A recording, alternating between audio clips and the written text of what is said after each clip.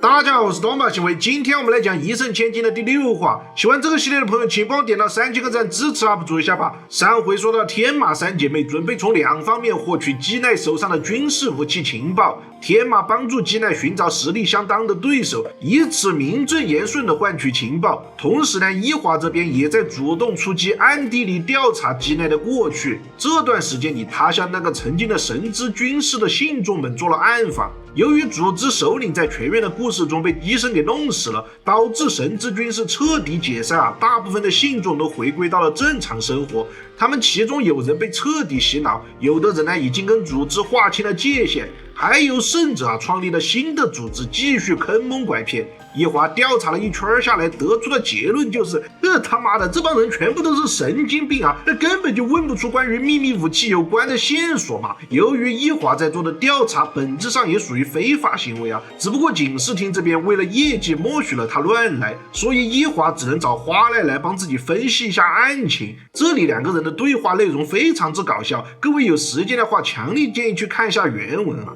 总之就是一华发现了一件非常可疑的事情，被暗访的人中不乏一些对组织持抵触态度的人，他们或多或少认为自己曾经被组织给欺骗了，但是所有人无一例外都对基奈表现出了好感，并且极力的赞扬他。要知道基奈并非是组织的领导者啊。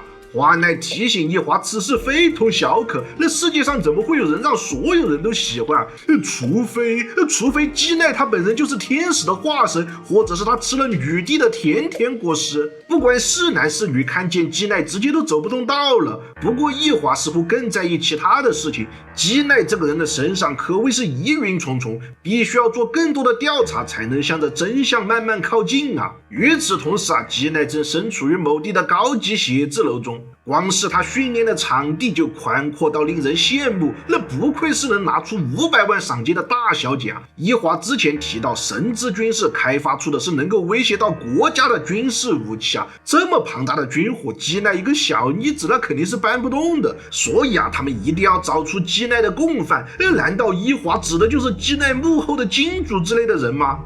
说回到故事当中啊，今天基奈的练习对象是一块巨大的牛肉，他先是做出一副极为放松的姿态，轻轻的触碰了一下牛肉，随后基奈将手掌自然的转成了拳头的形状，然后就对着牛肉施展了一套2斧流之橡皮机关枪。与其说是用拳头打，不如说更像是在弯歌。可怜的牛肉连皮带骨，瞬间就被基奈折磨得残破不堪了。勇次郎看了这般操作之后，更是直呼外行：哎呀，真的是太没有意思了，居然去欺负一具不会抵抗的牛尸体。不过嘛，这样的杀伤力以基奈的身体施展出来还是非常逆天的。炼狱的老板丰田曾经就做过和基奈一样的练习，但是他老人家只打了1拳而已，人家基奈可是连续不断的挥拳，直到牛肉碎成渣渣为止啊！要知道丰田的体型已经和加纳蓝山一样壮硕了，他自认为拥有全院比赛中下游选手的实力。